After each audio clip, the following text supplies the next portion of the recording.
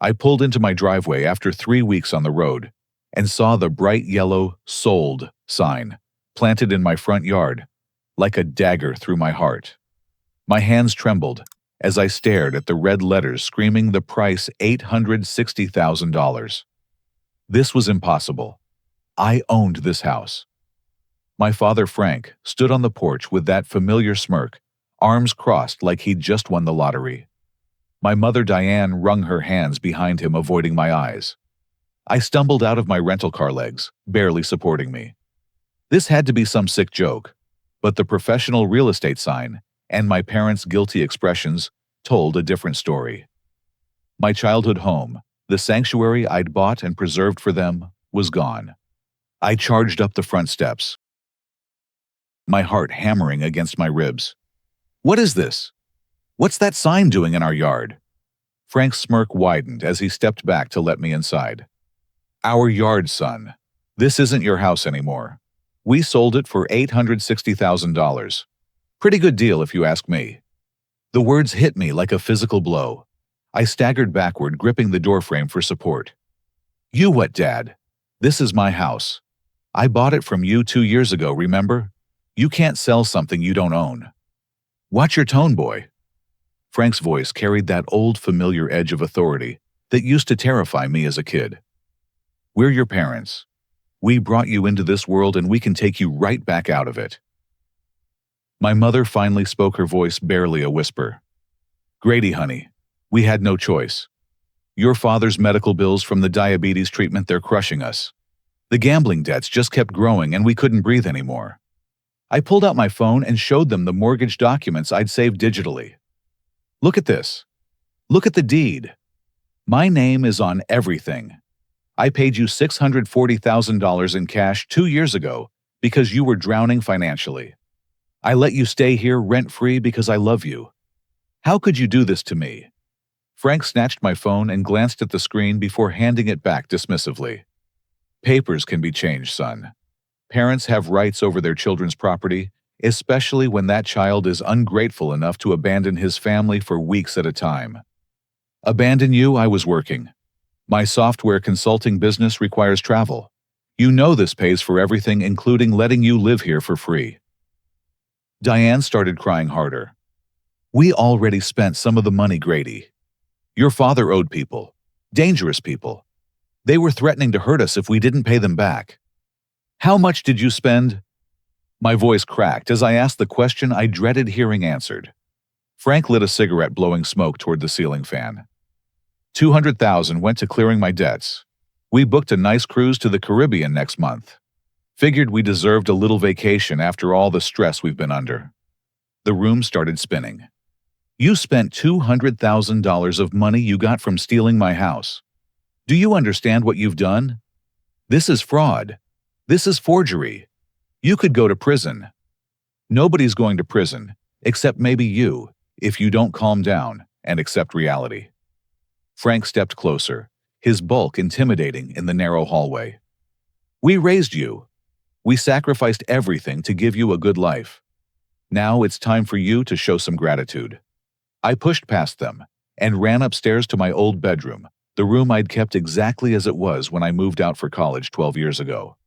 I needed to think, needed to figure out how they could have possibly sold a house they didn't legally own. That's when I found the folder. Hidden behind my old high school yearbooks was a manila envelope stuffed with documents. My hand shook as I pulled out email printouts, all dated from the past 4 months.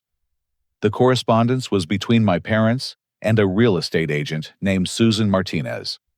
The first email, dated 3 months ago, made my blood run cold. "Dear Mr. and Mrs. Patterson, thank you for contacting our office about selling your son's property. As we discussed, the power of attorney documents you've provided appear to be in order. We can proceed with listing the house at your requested price point." I flipped through more emails, each one more damning than the last. There were discussions about handling the signature requirements, conversations about dealing with the absent son, and detailed plans about timing the sale during my extended business trip. But the worst was an email from 3 weeks ago, the day I'd left for my consulting assignment in Seattle. "Susan, Frank here. The boy just left this morning for his trip. He'll be gone for 3 weeks minimum. This gives us the perfect window to finalize everything. Diane's been practicing his signature for months now. She's gotten pretty good at it. We'll have all the paperwork ready by the time he gets back, and there won't be anything he can do about it. My legs gave out, and I collapsed onto my old twin bed. This wasn't a desperate act born from financial pressure. This was premeditated theft, planned and executed while I was away working to support them. I took photos of every document with my phone, my hands trembling so badly I had to retake several shots. There were drafts of forged power of attorney forms, practice sheets where my mother had written my signature over and over until it looked convincing, and even consultation notes from meetings with someone called Attorney Pete Russo about parental rights over adult children's assets. When I came back downstairs, my parents were sitting at the kitchen table whispering urgently. They stopped talking the moment they saw me. "Find everything you were looking for." Frank's tone was mocking, but I could see nervousness flickering in his eyes. I held up the folder. "I found everything, Dad, including the emails with Susan Martinez, including Mom's signature practice sheets, including your consultation notes with Pete Russo about how to steal from your own son." Diane's face went white. "Grady, you don't understand. We never meant for it to go this far. It started as just an idea, just a way to solve our problems." "It started as fraud," I corrected her. "It started as a decision to steal from the person who's been supporting you unconditionally for 2 years." Frank stood up abruptly, his chair scraping against the linoleum floor. "You're being dramatic. We're your parents. Everything we did because we love you. Sometimes love means making hard choices." "Love?" I stared at him in disbelief. "You think stealing my house and forging my signature is love?" "We think not being homeless because our son abandoned us is survival." Frank's voice grew louder. "We think having a roof over our heads while you gallivant around the country playing with computers is basic decency." The argument was spiraling out of control, but I had what I needed. Evidence. Proof that this wasn't desperation, or love, or anything other than calculated criminal behavior. I backed toward the front door, clutching the folder against my chest. "This isn't over. This isn't even close to over." Frank laughed, a harsh sound that echoed through the house where I'd grown up. "It's over, son. The papers are signed. The money's in the bank. The new owners take possession next week. You can throw all the tantrums you want, but adults don't get do-overs when they make bad decisions." "You're right," I said, reaching for the door handle.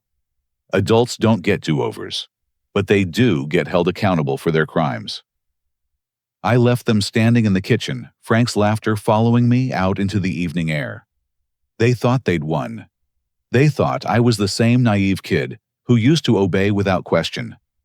They were about to learn how wrong they were. I drove straight to the Marriott downtown, my mind racing faster than my rental car's engine. 20 minutes later, I was sitting in a quiet corner of the hotel lobby, dialing Amanda Torres, the attorney who'd helped me with the original house purchase 2 years ago. "Grady, it's past 8 o'clock. Is everything all right?" "Amanda, I need your help. My parents forged my signature and sold my house while I was out of town. I have documentation proving they planned this for months." The silence stretched for 10 seconds before she responded. "Are you absolutely certain about this, Grady? What you're describing constitutes multiple felonies." I spent the next hour walking her through everything I'd discovered, sending photos of the emails and forged documents through secure messaging. Amanda's responses grew more serious with each piece of evidence. "This is worse than simple real estate fraud," she said during our follow-up call. "They've committed identity theft conspiracy to commit fraud, forgery of legal documents, and breach of fiduciary duty. If they've spent any of the proceeds, that adds additional charges." "What do we do now?" "First, I'm filing an emergency injunction to halt any transfer of the property. Second, I'm contacting the district attorney's office about criminal charges. Third, we need to investigate who bought the house and whether they were aware of the fraudulent nature of the sale." That last point stuck with me after we hung up. Who buys a house worth $860,000 without conducting proper due diligence?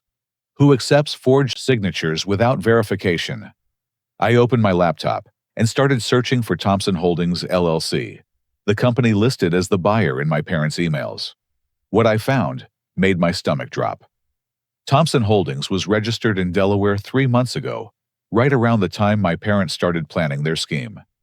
The registered address was a mailbox service in Las Vegas.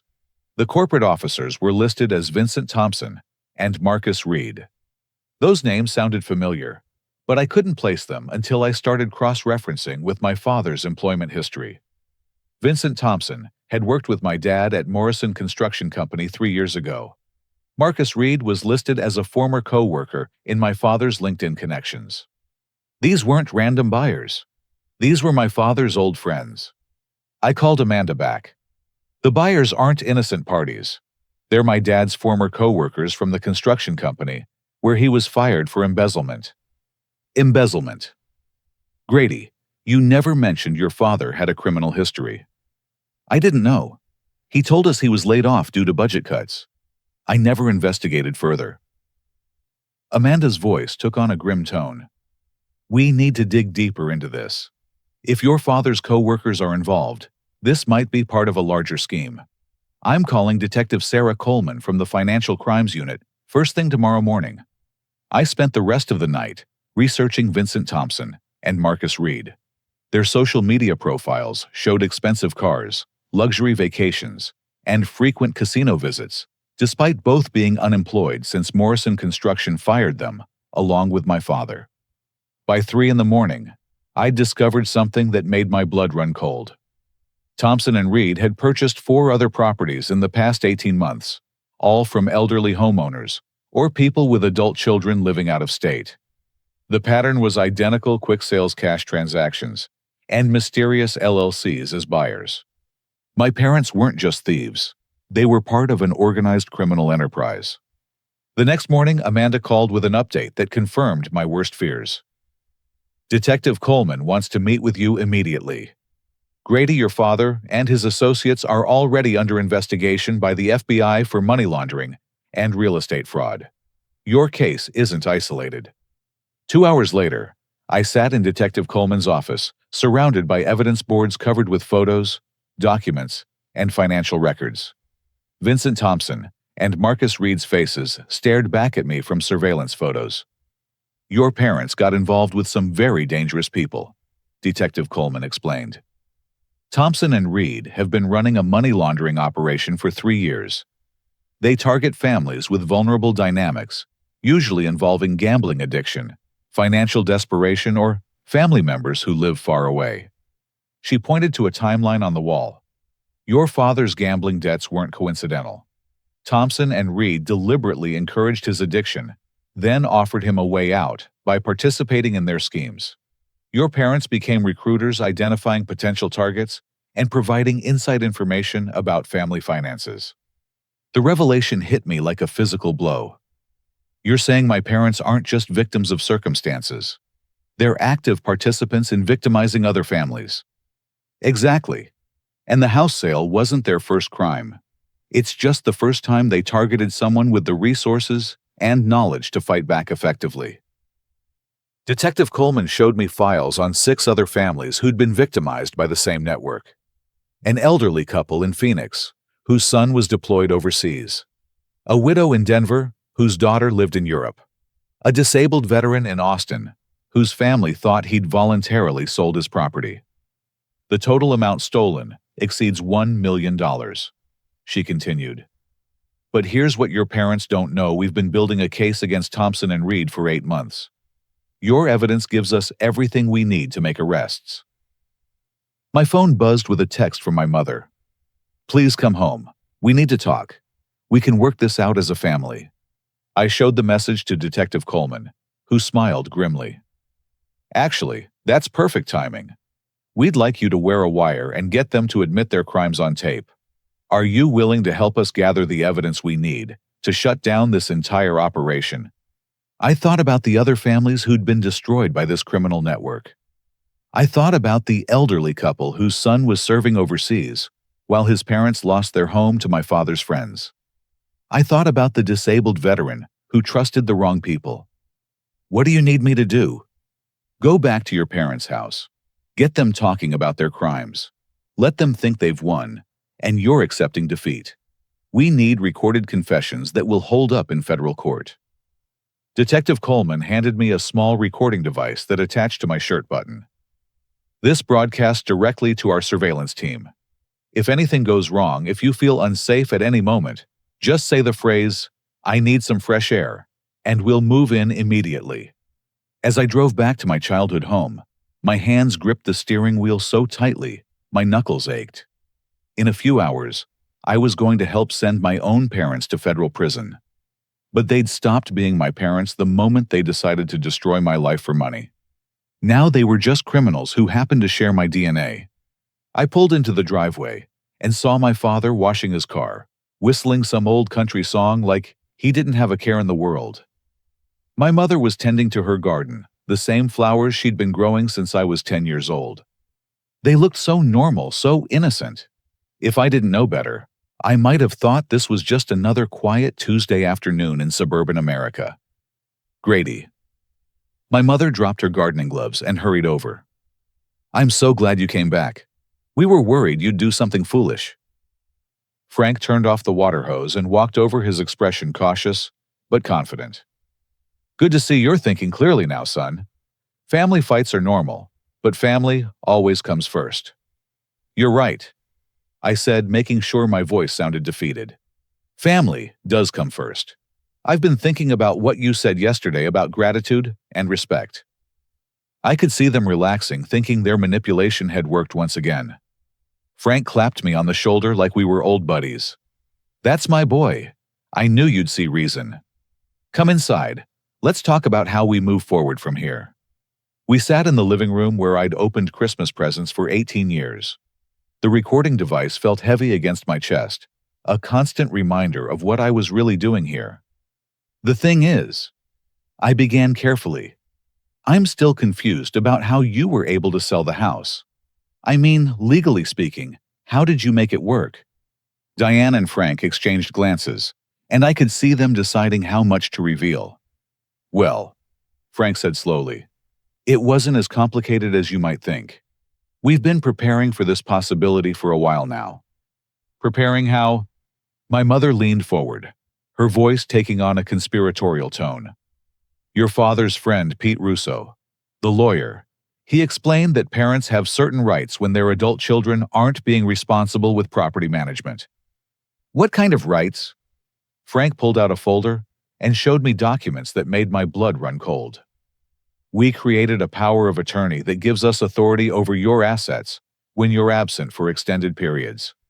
Pete said it's perfectly legal, as long as we can demonstrate financial necessity. I stared at the forged documents, fighting to keep my expression neutral. This looks official. How did you get these notarized? Diane's been practicing your signature for months, Frank said with obvious pride.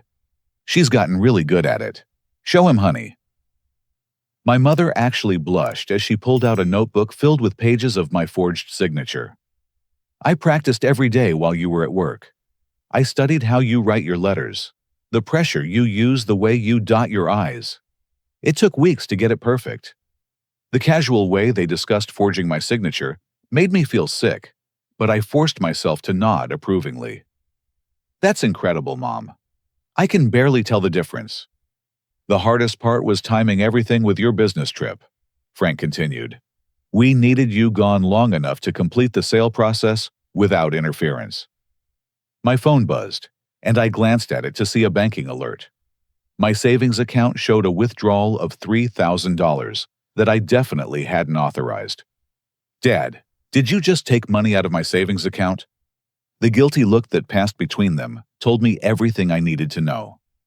Grady, honey, my mother said softly, we've been borrowing small amounts when we needed them. It started over a year ago when your father's medical bills got so high. Borrowing from my private accounts. How is that even possible? Frank's defensive posture returned. You used our address for your banking when you were in college.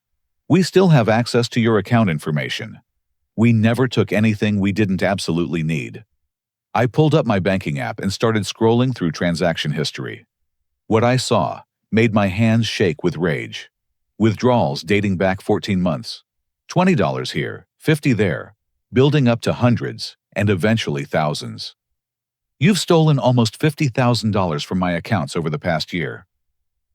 Stolen is a strong word, Frank said dismissively. We prefer to think of it as compensation for raising you, housing you, feeding you, and educating you for 18 years. If you calculate what we spent on you growing up, you actually still owe us money.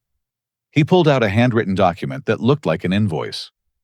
18 years of room and board, clothing, food, medical expenses, school supplies, birthday gifts, Christmas presents. By my calculations, you owe us $89,000 in back expenses. I stared at this itemized list of my childhood, complete with monetary values assigned to every hug, every bedtime story, every birthday cake. You're billing me for being your son. We're showing you that we've been more than generous with you over the years, Diane said. A little financial support in return isn't unreasonable. My phone rang, showing my bank's fraud department number. I answered while my parents watched nervously. Mr. Patterson. This is Janet Moore from Citizens Bank Fraud Prevention. We've detected some unusual activity on accounts associated with your Social Security number. We need to speak with you about some concerning transactions. What kind of transactions? It appears someone has opened 3 credit cards using your personal information, taken out a $30,000 personal loan, and has been making online gambling deposits, totaling over $73,000. Your credit score has dropped 240 points in the past 18 months. The room started spinning.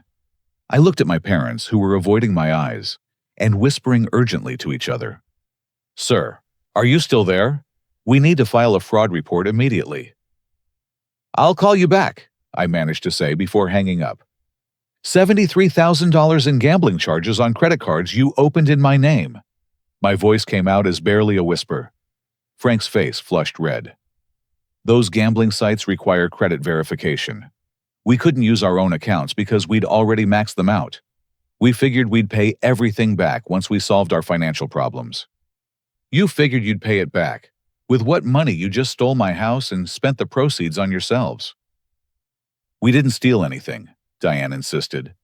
We're your parents. Everything you have because we gave it to you. Your education, your work ethic, your moral foundation. We created you, Grady. You belong to us. The possessive way she said, "You belong to us," sent chills down my spine. These weren't the loving parents who'd raised me. These were predators who'd been systematically destroying my financial life while I trusted them completely. Frank stood up and moved closer to where I was sitting. Here's what's going to happen, son. You're going to accept that the house is sold. You're going to stop making threats about lawyers and police. You're going to be grateful that we're giving you a chance to start over with a clean slate. And if I don't, his voice dropped to a threatening whisper, then you'll find out exactly how much damage we can do to your life when we really put our minds to it. You think $73,000 in credit card debt is bad. We've got your Social Security number, your bank routing numbers, your mother's maiden name, your first pet's name. We can destroy your credit so thoroughly that you'll never qualify for a loan again. You're threatening to commit more identity theft against your own son. We're explaining the reality of your situation, Diane said calmly. We love you, but we're not going to let you ruin our chance at financial security. We've sacrificed too much and waited too long for this opportunity. I stood up slowly, making sure the recording device captured every word they'd just said. I need to think about this. This is a lot to process. Take all the time you need, Frank said with that familiar smirk. Just remember that we're family. Family sticks together, no matter what. As I walked toward the door, I heard my mother call out behind me. Don't do anything you'll regret, Grady.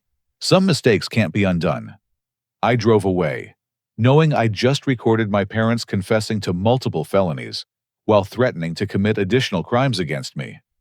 The little boy inside me, who still wanted to believe they loved me, was crying, but the adult who understood what they'd become was ready for war.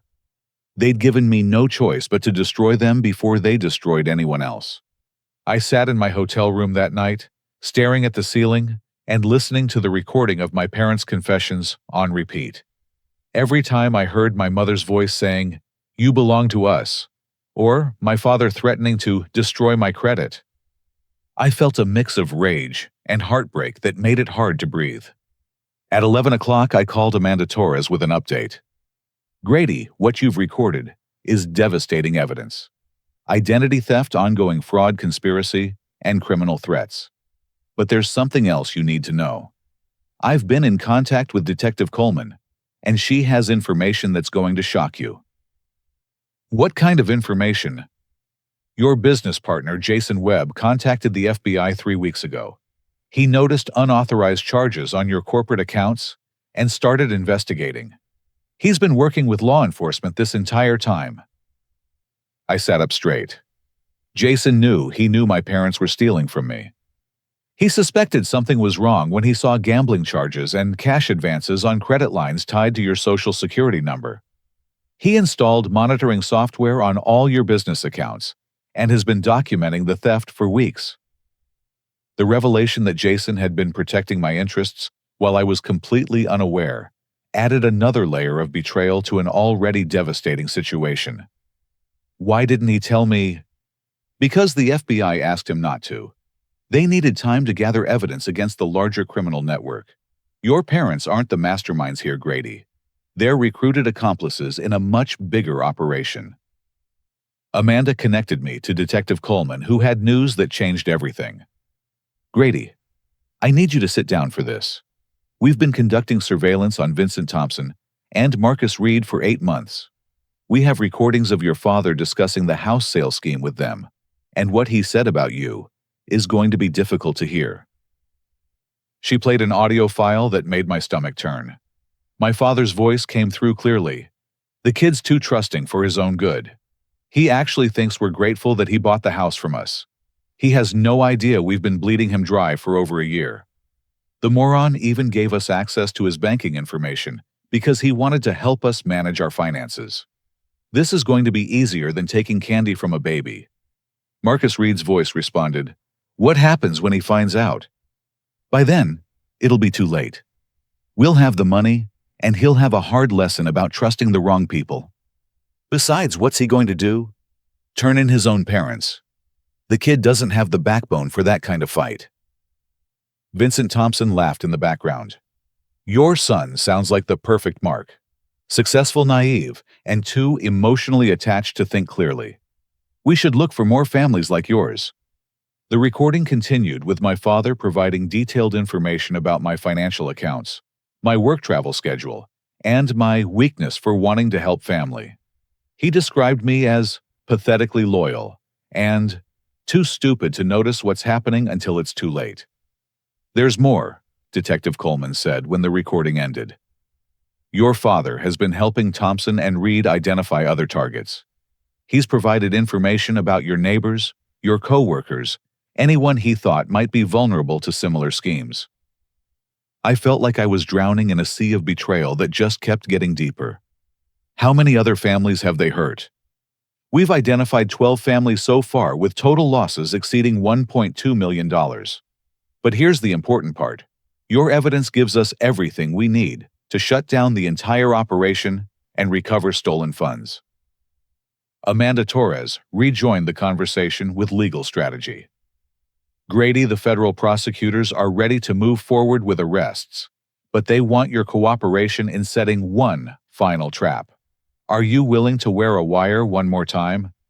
"What kind of trap?" Detective Coleman explained the plan.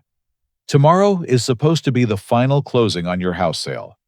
Thompson and Reed will be there with cash payments, your parents will be there to sign final documents, and the real estate agent will be completing the transaction. We want to arrest all of them during the closing, but we need someone inside to ensure they actually show up. You want me to attend my own house's fraudulent sale?" We want you to call your parents and tell them you've accepted the situation. Convince them that you're not going to fight the sale anymore. Make them believe they've won completely. Then, show up at the closing as a witness to make sure everything goes smoothly. The plan was risky, but it would put all the criminals in one place at the same time, with evidence of their crimes literally in their hands. What happens after they're arrested? Federal charges for racketeering money, laundering identity theft, conspiracy to commit fraud, and wire fraud. Your parents are looking at 15 to 20 years in federal prison. Thompson and Reed are looking at life sentences under RICO statutes. I spent the next hour going over every detail of the plan. Tomorrow, at 2 o'clock in the afternoon, I would walk into Susan Martinez's real estate office and watch my parents get arrested for destroying my life. The irony wasn't lost on me. They'd planned this entire scheme around my absence, thinking I was too far away and too trusting to interfere. Tomorrow, my presence would be the final piece of evidence needed to convict them. Before I went to sleep, I called Jason Webb. "Grady, man, I've been worried sick about you. How much do you know?" "I know you've been protecting my business while my parents were robbing me blind. Thank you for that." "I should have told you sooner, but the FBI said it could compromise the investigation. Your parents weren't just stealing from you. They were using your information to identify other potential victims. They had access to client lists, financial records, everything." The scope of their betrayal kept expanding. They hadn't just stolen from me. They'd used my business as a hunting ground for finding other families to destroy.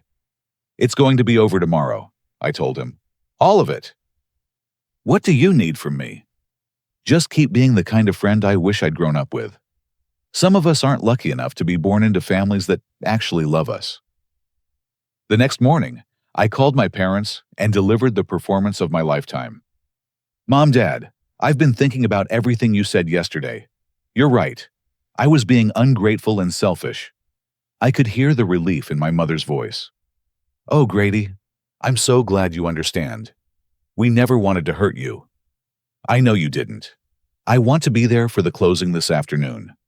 I want to show my support for the decision you made. Can I meet you at the real estate office?" Frank's voice came through the speakerphone. "You sure about this, son? It's going to be final once those papers are signed." "I'm sure, Dad. It's time for me to grow up and accept that sometimes parents know what's best for their children." We agreed to meet at Susan Martinez's office at 2 o'clock. After I hung up, I realized I felt completely numb. The parents I'd loved and trusted my entire life were about to be arrested as criminals, and I was the one who'd helped make it happen. But as I got dressed and prepared for the final confrontation, I thought about the 12 other families who'd been victimized by this network. I thought about the elderly couple whose son was deployed overseas. I thought about the disabled veteran who'd trusted the wrong people. My parents had made their choice when they decided to become predators instead of parents. Now they were going to live with the consequences. I arrived at Susan Martinez's real estate office 15 minutes early, my heart pounding as I watched federal agents position themselves around the building. Detective Coleman spoke to me through an earpiece, her voice calm and professional. "Remember, act natural. Greet your parents normally. We need them to feel completely secure until the moment we move in." The office was located in a busy strip mall, with a nail salon on one side and a coffee shop on the other. Federal agents had taken positions as customers in both businesses, while others sat in unmarked vehicles throughout the parking lot. At exactly 2 o'clock, my parents arrived in their old Honda Civic, dressed in their best clothes. My mother wore the blue dress she usually saved for church, while my father had on his only suit, the one he'd worn to my high school graduation. They looked nervous, but excited like lottery winners about to claim their prize. "Grady." My mother hugged me tightly. "I'm so proud of you for being mature about this situation." Frank shook my hand with unnecessary firmness. "This is what family looks like, son. Supporting each other even when times get tough." We walked into the office together, and I introduced them to Susan Martinez, a middle-aged woman with kind eyes who clearly had no idea she was facilitating a criminal enterprise. Mr. and Mrs. Patterson, so wonderful to meet you in person. And this must be your son Grady. I understand he'll be witnessing the closing today." My father's chest puffed up with pride. Grady wanted to be here to show his support for our decision. He understands that parents sometimes have to make difficult choices for the good of the family. We were directed to a conference room with a large table covered in documents. Susan began explaining the closing process when Vincent Thompson and Marcus Reed walked through the door. Seeing them in person sent a chill down my spine. Thompson was a large man, with calloused hands and cold eyes, while Reed was smaller, but carried himself with the confidence of someone accustomed to intimidating others. "Frank, good to see you again," Thompson said, slapping my father on the back. "Ready to finalize our business arrangement?" "More than ready," Frank replied. "Vincent Marcus, I'd like you to meet my son Grady. He's here to witness the closing and show his support for our decision." Thompson studied me with predatory interest. "So this is the software consultant we've heard so much about. Your dad says you're quite successful in your field." "I do all right," I replied, fighting to keep my voice steady. Reed pulled out a briefcase filled with cash. $860,000 as agreed. All hundreds, all clean.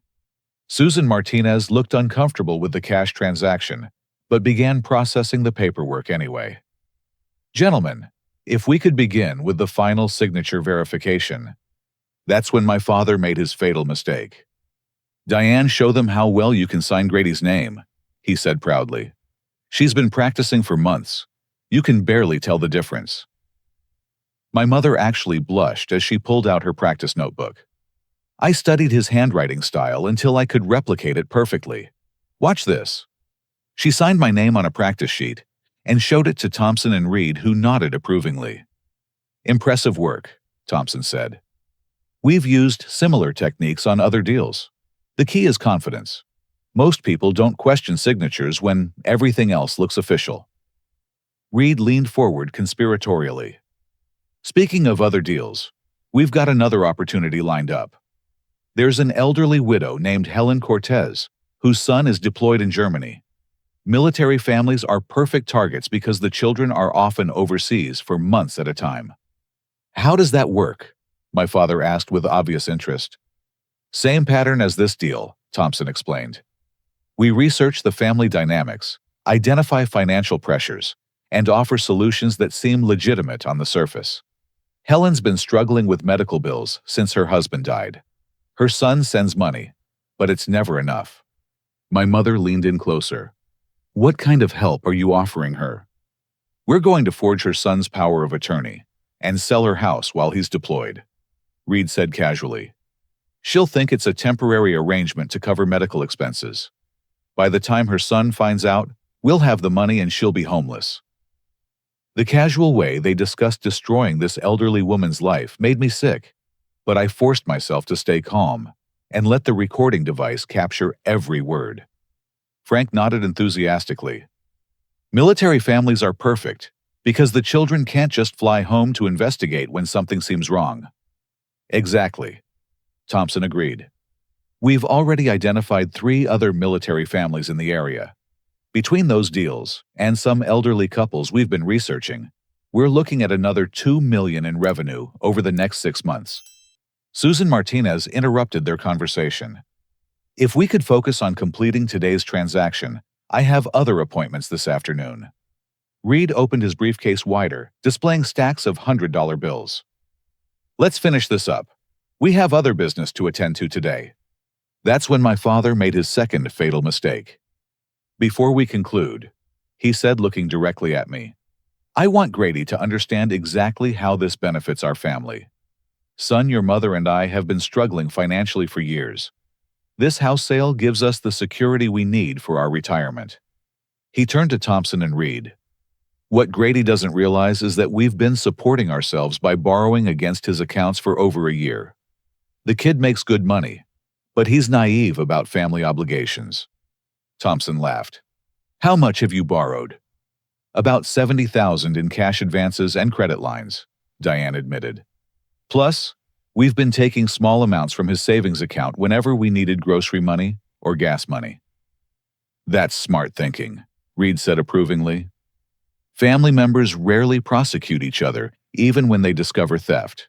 Emotional attachment makes people vulnerable. My father's chest swelled with pride at the compliment. The beauty of this arrangement is that even if Grady wanted to cause trouble, he'd have to send his own parents to prison. What kind of son does that to the people who raised him? Thompson nodded sagely. Family loyalty is the perfect insurance policy. We've used similar dynamics with other targets. Children rarely have the stomach to destroy their parents, even when those parents deserve it.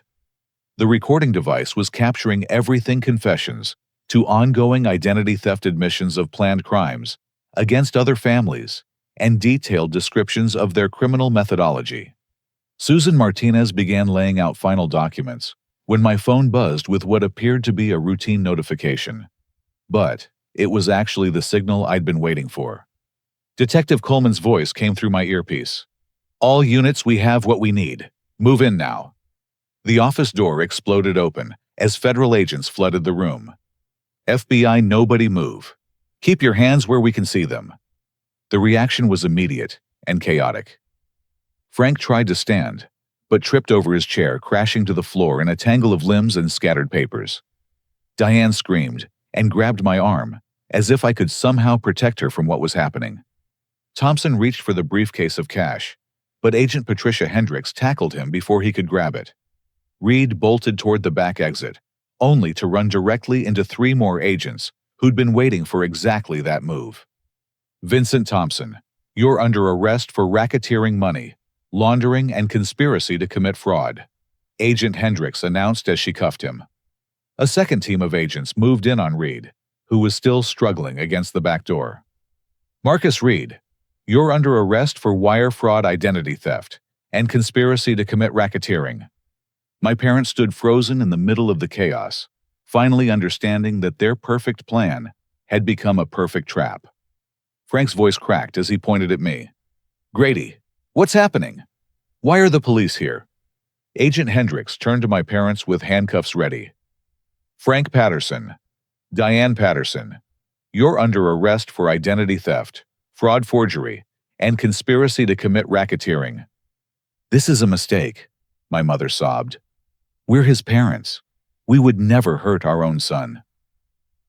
"Ma'am, we have recorded evidence of you admitting to multiple felonies," Agent Hendricks replied calmly. "You have the right to remain silent." As the Miranda rights were read, Frank's shock turned to rage. He stared at me across the room, his face red with fury and disbelief. "You did this," he snarled. "You set us up, your own parents." "No," I replied quietly. "You did this when you decided to steal from me, forge my signature, and help criminals target other families. I just made sure you got caught." Diane collapsed into a chair, crying hysterically. "We love you, Grady. Everything we did was because we love you." "People who love you don't steal $70,000 from your accounts," I said. "People who love you don't forge your signature to steal your house. People who love you don't help criminals plan to destroy elderly widows and military families." Thompson, now handcuffed and bleeding from his struggle with Agent Hendricks, laughed bitterly. "Your son's smarter than you gave him credit for, Frank. Guess he didn't inherit your stupidity after all." Frank lunged toward Thompson, but was restrained by federal agents. "You said this was foolproof. You said family members never prosecute each other." "I was wrong," Thompson admitted. "Looks like your boy has more backbone than we anticipated." As my parents were led away in handcuffs, my mother turned back one last time. "Grady, please don't let them do this to us. We're your family. Family forgives each other." I watched them being placed into separate federal vehicles, and for a moment, I felt like that little boy who just wanted his parents to love him without conditions or manipulation. But then, I thought about Helen Cortez, the elderly widow they'd planned to make homeless. I thought about the 12 other families they'd already destroyed. I thought about the military families they'd targeted, because the children were serving overseas. "I forgive you," I called out as the car doors closed. "But forgiveness doesn't mean avoiding consequences. The last thing I saw was my father's face in the back window of the federal vehicle, his mouth moving in what looked like curses I couldn't hear. 24 hours ago, they'd been celebrating their perfect crime.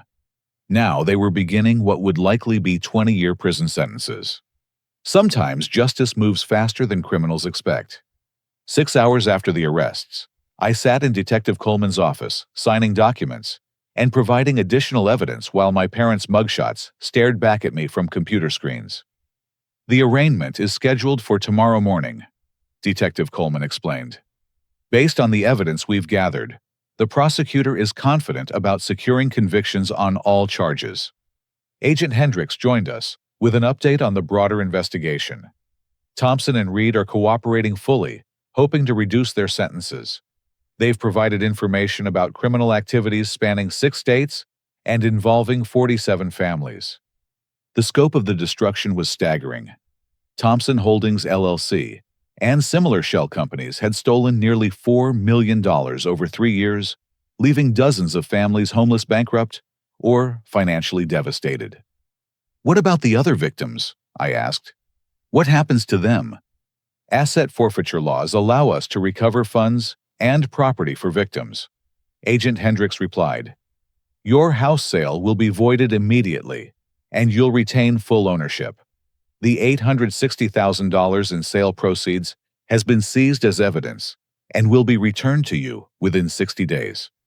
Amanda Torres arrived with legal updates that painted a grim picture for my parents' future. The federal prosecutor is offering plea agreements that would result in 12 to 15-year sentences if they cooperate fully with the investigation. If they go to trial and lose, they're looking at mandatory minimums of 20 to 25 years. What about restitution for the money they stole from my accounts? Full restitution is guaranteed under the plea agreement, plus damages and court costs. The prosecutor estimates you'll recover approximately $120,000 in stolen funds and penalties. My phone had been buzzing constantly with calls from my parents' lawyer, Pete Russo, the same attorney who'd helped them plan their crimes. Amanda advised me not to take the calls.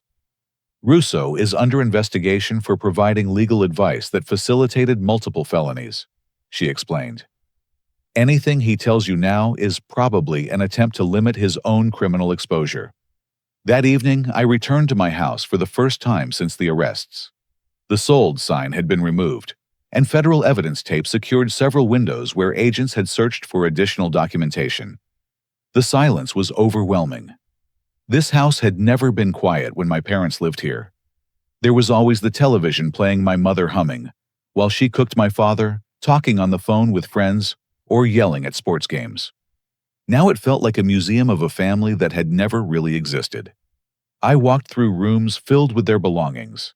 My mother's collection of ceramic angels, my father's fishing magazines, photo albums, documenting 35 years of marriage and my entire childhood. In the kitchen, I found a note my mother had written and left on the counter. Grady, if you're reading this, something has gone wrong with our plans. We want you to know that we love you, and we're sorry things had to end this way. We never meant to hurt you. We just wanted to feel secure for once in our lives. Please don't hate us forever. Love, Mom and Dad. The note was dated 3 days ago, suggesting they'd anticipated the possibility of getting caught, but proceeded anyway. My phone rang, showing my mother's number calling from the county jail. Grady. Oh, honey, thank God you answered. They're saying we might go to federal prison for 20 years. Tell them this was all a misunderstanding. Tell them we're a good family who made one mistake. I could hear my father shouting in the background. Tell him to get us a real lawyer. Tell him to fix this. Mom, I can't fix this. You committed multiple felonies. You stole from me for over a year. You helped criminals plan to hurt other families. We were desperate, she sobbed. Your father's gambling debts, the medical bills, we couldn't see any other way out. There were other ways out. You could have asked me for help honestly. You could have declared bankruptcy. You could have downsized your lifestyle. Instead, you chose to become criminals. Please don't abandon us, she begged. We're still your parents. We still love you. People who love me don't steal my house and forge my signature. I replied. People who love me don't help criminals target military families and elderly widows. My father grabbed the phone. You self-righteous little brat. After everything we sacrificed to raise you, this is how you repay us. We should have let you rot in foster care.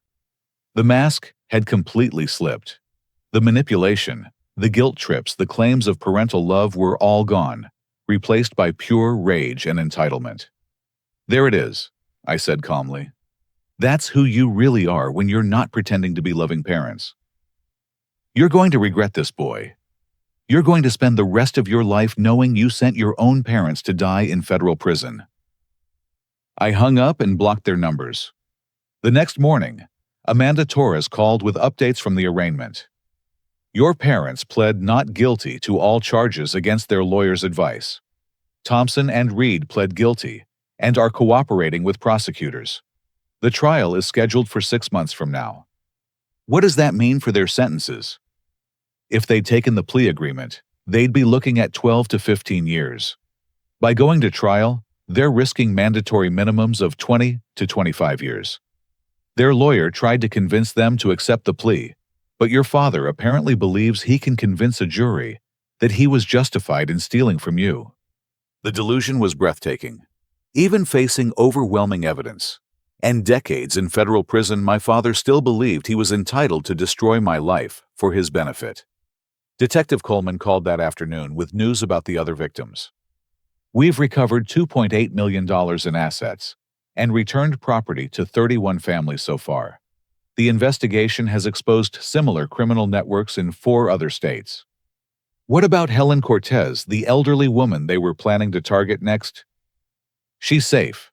We've helped her son establish legal protections for her property and finances. She knows how close she came to losing everything.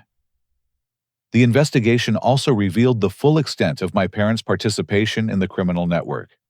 They'd provided information about 6 potential targets beyond myself, including 2 elderly neighbors and 3 families from my father's former workplace.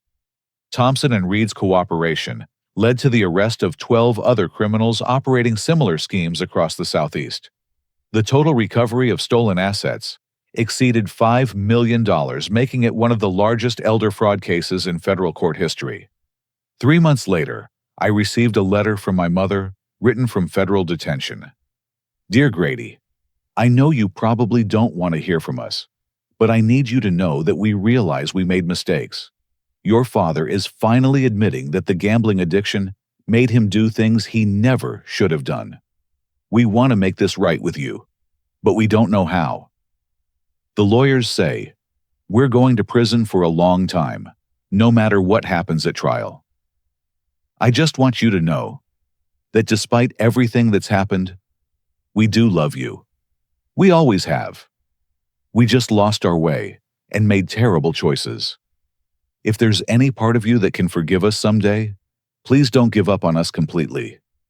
We're still your parents, even if we failed at showing you what that should mean.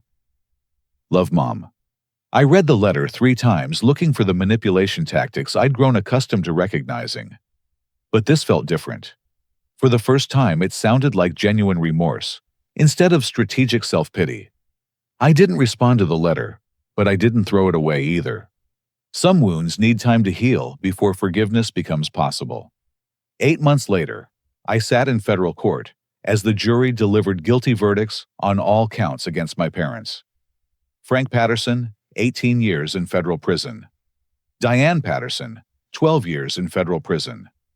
Vincent Thompson and Marcus Reed, 25 years each under RICO statutes. The judge's words during sentencing stayed with me. The defendants systematically preyed upon family bonds and community trust to commit crimes that devastated multiple households. Their actions represent a betrayal not only of their victims, but of the fundamental relationships that hold our society together. My father showed no emotion as his sentence was read. My mother cried quietly, occasionally glancing in my direction with an expression I couldn't interpret. After the hearing, I walked outside into crisp autumn air and felt something I hadn't experienced in over a year: genuine peace. Detective Coleman joined me on the courthouse steps. How are you holding up? Better than I expected, I said honestly. I thought I'd feel guilty about sending them to prison. Instead, I feel relieved that it's finally over. You should be proud of yourself, she said. Your cooperation helped us shut down a criminal network that would have destroyed dozens more families. Helen Cortez sends her thanks, by the way. She knows you prevented her from losing her home.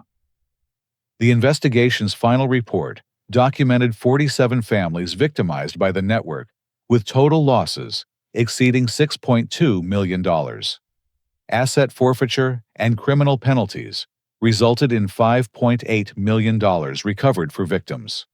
My personal recovery exceeded my expectations. The house was fully restored to my ownership.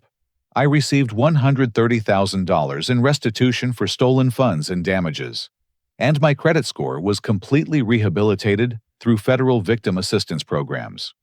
More importantly, the experience taught me invaluable lessons about setting boundaries and recognizing manipulation.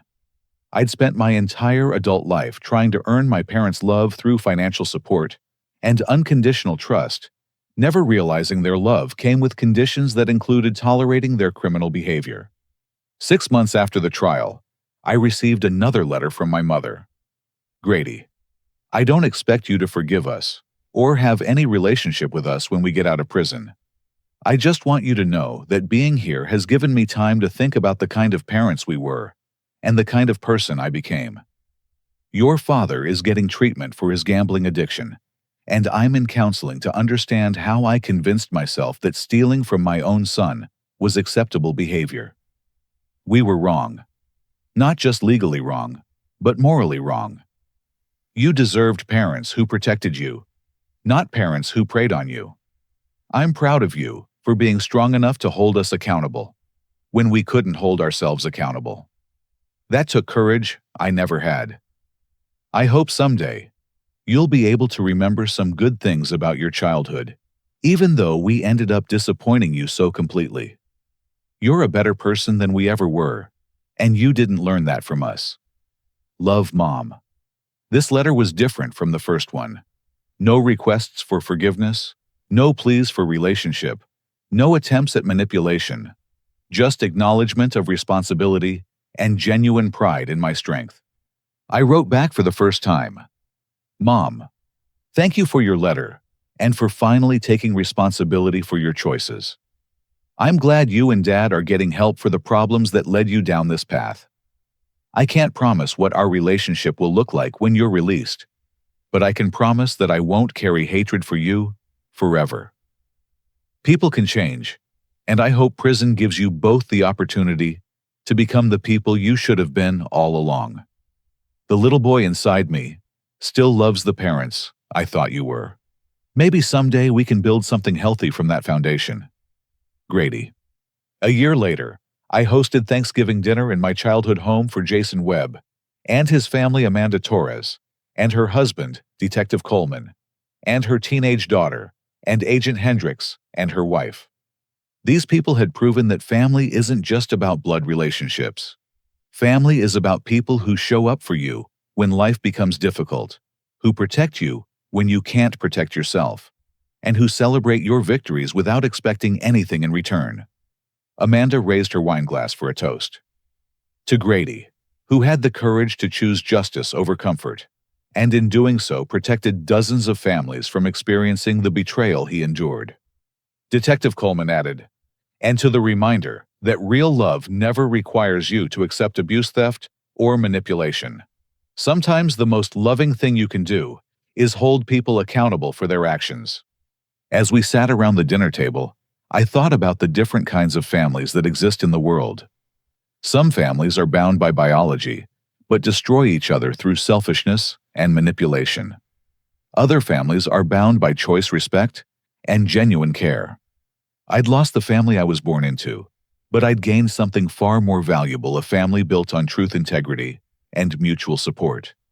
The house that had once been a symbol of my naivety and their betrayal became a symbol of resilience and the possibility of building something better from the ruins of what came before. My parents had taught me one final lesson, though they probably didn't intend it, that you can't change other people's choices, but you can always choose how you respond to those choices. I chose accountability over enablement. I chose justice over family loyalty. I chose my own well-being over their comfort. And in making those choices, I discovered that some endings are actually beginnings in disguise. The little boy who once desperately wanted his parents' approval had grown into a man who understood that real love doesn't require you to set yourself on fire to keep other people warm. That was a lesson worth learning, even if it came at such a painful price. Now I have a question for you. Have you ever had to choose between family loyalty and doing what's right? How do you handle relationships with people you love, who consistently make choices that hurt you or others? Share your thoughts in the comments below. If this story resonated with you, please give it a like and subscribe for more real-life stories about overcoming betrayal and finding strength in difficult situations. And please share this story with anyone who might be struggling with similar family dynamics. Sometimes knowing we're not alone in these experiences can make all the difference. Thank you for listening to my story, and I hope it helps you find the courage to set healthy boundaries in your own life. Remember, you deserve relationships built on respect, honesty, and genuine care. Never settle for less than that, even when the people demanding less claim to love you.